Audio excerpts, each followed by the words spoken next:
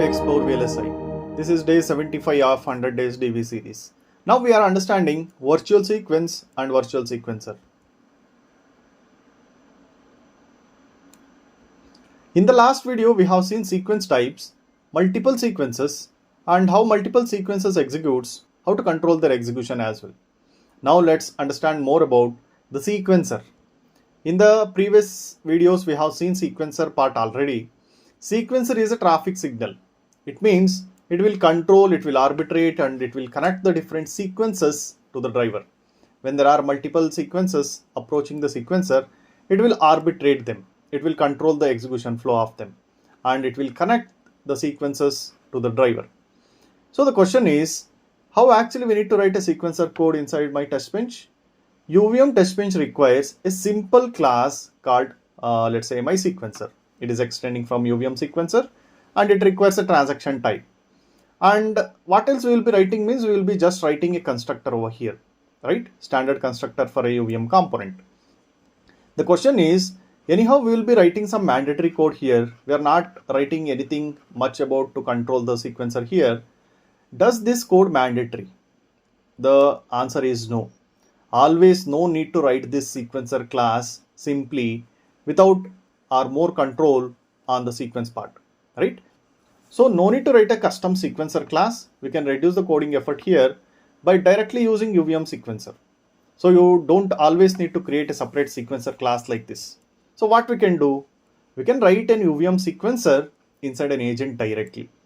See, we have an UVM sequencer and we can pass the transaction type we are going to operate with, and we can create a object by taking an handle like this. So that is what we can use directly other than writing a sequencer class manually. Use directly UVM sequencer. This is where it is. In a my agent class, I have a driver and monitor. I need to have a sequencer as well. And directly I am using UVM sequencer here. I am passing an argument as my transaction. This is what I am going to use inside this sequencer, and the handle is SCQR, and that need to be created along with driver and monitor creation in a build phase. That creates an object of sequencer. Now we can easily connect the sequence item port of the driver to the sequence item export of the sequencer similarly as we do it previously, right? When actually this works means whenever we have a simple agent, a single agent is there in my test bench. My test bench is very simple for a DUT. Let's say we'll be verifying APB protocol or AXI Lite protocol where single driver is there. No special control logic is required with respect to the sequencer. There is no concept of virtual sequencer in my code. Then directly you can use UVM sequencer. Now the thing is how actually, how differently we can use this sequencer means with request and response we can use. We can directly use UVM sequencer with a transaction type here as a REQ, or if you want to take the response back to the driver, you can use a second argument as the response variable as well. So the flow is sequence and sequencer connects, and the request will flow to the driver. That is what the exact transaction, and DUT can give back the data to the driver if driver takes that, and driver give back the response to the sequencer as well. So this is what the flow is whenever we are using two arguments over here. One is for the request and another one is for the response. REQ is the request item, what driver receives from the sequencer, from the sequence. Similarly, driver can send back the response through the put response as well. Now we need to understand when actually this virtual sequencer concept is required. Why we will be using virtual sequencer first. Let's understand it like whenever we have a complex DUT. Let's say we have AXI interface, we have APB interface. Let's say we'll be having multiple interfaces like this that connects to the part of the DUT. In that case, a separate agent is required to have a transaction communication to this interface and to have a separate transaction communication to this interface. So multiple agent exists now. If multiple agents exist, obviously multiple sequences required for a particular agent. So in our example, we have AXI interface and APB interface. So AXI agent and APB agent are the two present inside an environment class. So those two require AXI sequencer and APB sequencer. But the question is, how actually we will be having a coordination between the sequences generates inside. So we need virtual sequence and virtual sequencer concept there. So how we are going to coordinate between the sequences and the multiple sequencers means where virtual sequence and virtual sequencer help us. So let's understand more about this. Let's say we have three scenarios now. There is a very simple duty to verify. We will be having only one agent inside an environment, where one agent mean we are communicating with only one interface and one sequencer is present and one driver is present. Whenever there is a single driver and single agent and single interface, do not need a virtual sequencer or virtual sequence. Okay, we will be having single driving agent now. There is no concept of virtual sequencer required here. The second scenario is that if we have multiple driving agents, agent 1 and agent 2 is there here, but they are operating independently. This sequencer controls the sequence flow to the driver, and this sequencer controls the sequence flow to the driver comfortably. And we are not having any coordination mechanism between the data generating here and here. Then also virtual sequencer is not at all required. So only when if we have multiple driving agents here and the stimulus what generated here and here requires some coordination mechanism, then we need a virtual sequencer. So this virtual sequencer will becomes a container of the two sequencers what we have separately here, and that need to be declared inside an environment class. So let's look at that. Virtual sequencer is a container. I said virtual sequencer will be a container that holds these two sequencer handles.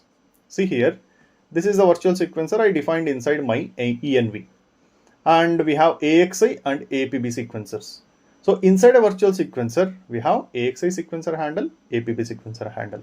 If you look at the code, class virtual sequencer extends from UVM sequencer itself. This virtual sequencer not a UVM class. It is our own user defined class extend from UVM sequencer itself. And this will be a component. We need to declare it through UVM component utils macro. We need to register as a UVM component itself. So that requires a standard constructor with name and parent information. Okay. And this has two sequencers what we have. AXI sequencer handle is AXI underscore SCQR and APB sequencer handle is APB underscore SCQR. We have inside a virtual sequencer. This sequencer will not drive anything to the driver. This is present inside an environment now. It just connects the things. It is a component inside an environment. It belongs to env now. Okay. So now if you look at the code of an environment class, how actually we will be writing a virtual sequencer inside. My environment extend from UVM env. I have two agents here and we will be having virtual sequencer along with that. Virtual sequencer called as vSequencer. Similarly, as we build these two components, vSequencer also will be created.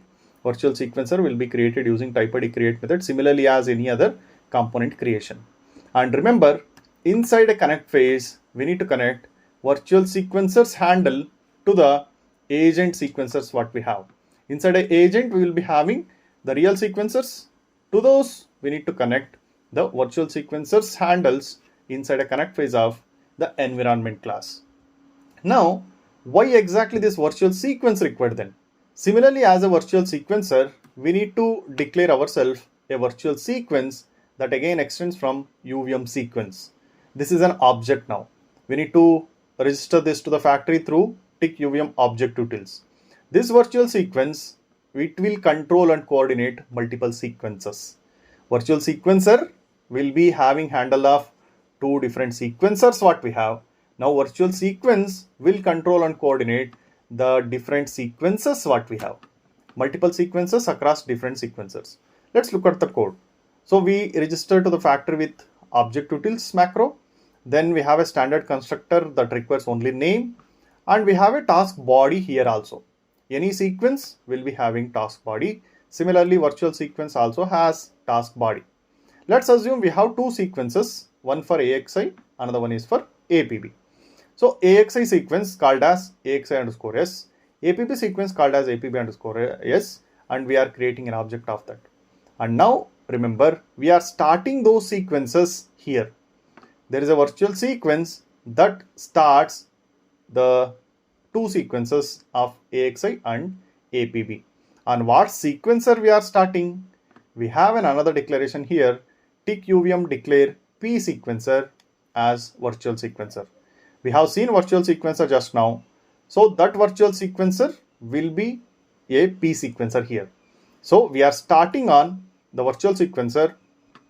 It will be having AXI sequencer handle. Virtual sequencer, it will be having APB sequencer handle. But here we are supposed to use P sequencer. Directly virtual sequencer we can't use here. Okay, that will be connect through P sequencer.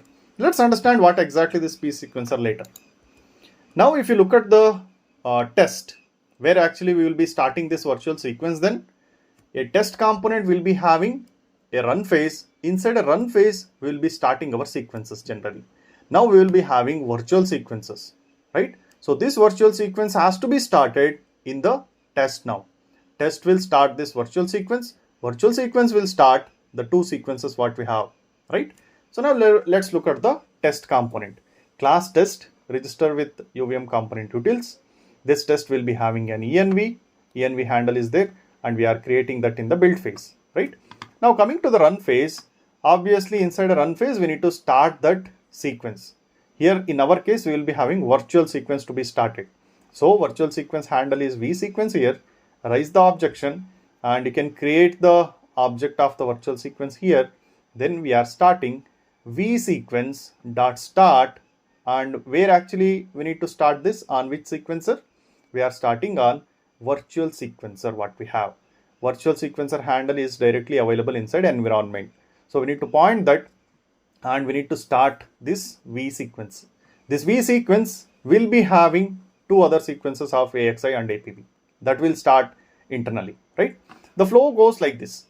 A test class will be having start method of virtual sequence. On virtual sequencer it will start. So virtual sequence body method will be called. So inside a body method of a virtual sequence we saw P sequencer that points to the virtual sequencer, right? On this virtual sequencer we will be pointing to the real sequencers, right? So AXI sequence will start, APB sequence will start on AXI sequencer, and here it will start on APB sequencer finally. Then it will reaches to the driver independently. Then that will be taken care to the interface, right? This is the flow actual it happens. Test start the virtual sequence through dot start. It automatically triggers the body method of virtual sequence, right? It runs on the sequencer present inside an environment, that is virtual sequencer. Now what happens? Internally UVM calls P sequencer, means the virtual sequencer handle what it has will be assigned to P sequencer, which is declared inside a virtual sequence. That's why we used P sequencer there. We can't use virtual sequencer handle directly like this inside a sequence. That's why P sequencer help us. So this will be automatically assigned whenever we declare tick UVM P sequencer. And then inside a body method of a virtual sequence, we have these two. So that will start the sequences on the actual sequencers what this P sequencer provides, right? So virtual sequence will start the subsequences now. So each real sequencer control its own driver, and we will be pointing them through the sequencer here, right? Now what exactly this M sequencer and P sequencer concept is? Let's understand P sequencer what exactly first. P sequencer is a user defined sequencer handle. Let's say it is a pointer which we have declared manually here inside a virtual sequence, right? With a macro called UVM declare P sequencer. It creates the virtual sequencer called P sequencer. We are not writing virtual sequencer to be called as P sequencer. The way to declare this is using a macro. This creates a P sequencer. Remember, this is not the default sequencer what we have. It is required to point the virtual sequencer inside a virtual sequence, right? Now what exactly M sequencer is? M sequencer is a built-in handle. Whenever you have a UVM sequencer, that will be referred as M sequencer itself. See here, whenever we start like a sequence will be started on a sequencer, UVM internally assigns this sequencer as M sequencer. So M sequencer is a default handle to the actual sequencer what we have. But whenever we have a P sequencer declared, that will be useful only when you will be having virtual sequence. That will again point to the virtual sequencer. Remember the difference between M sequencer and P sequencer like this. M sequencer is generic. It is UVM sequencer base material. But P sequencer is user defined one. This M sequencer is automatically available. Whenever you start on the sequencer, internally UVM point that to the M sequencer itself. But P sequencer is not like that. We will be manually pointing it. No need of macro here. Here macro is required to create that. Here access custom fields are not there. Here it is there. And used in virtual sequence? No. M sequencer is not used in virtual sequences. But mandatorily we need to use P sequencer whenever we are using virtual sequence. So when actually we are supposed to use, we use M sequencer when there is a simple sequence, when there is a single sequencer and there is no custom access required, and will be not mandatorily writing ourselves as M sequencer. By default, it will be used internally. But when there is a virtual sequence, multiple sequencers need access to the different sequencers like this. We need to point that virtual sequencer through P sequencer.